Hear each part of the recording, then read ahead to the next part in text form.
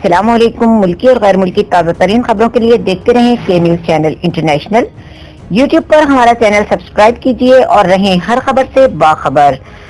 खबरों का सिलसिला आगे बढ़ाते हुए लिए चलेंगे आपको सिंध के शहर टंडो आदम, जहां से रिपोर्ट कर रहे हैं हमारे district bureau chief Sabir Abbasi.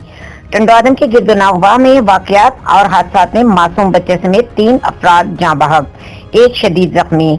तफसीलात के मुताबिक टंडो आदम बी सेक्शन थाने की हुदूद गांव आमिर कादर जोनेजो में एक किसान के घर की अचानक छत गिरने से किसान पोपट गोली मौके पर ही जाँ बहक हो गया। टंडो आदम तालुका थाने पर इत्तला मिलते ही जाए वकूफ पर पहुंच गई।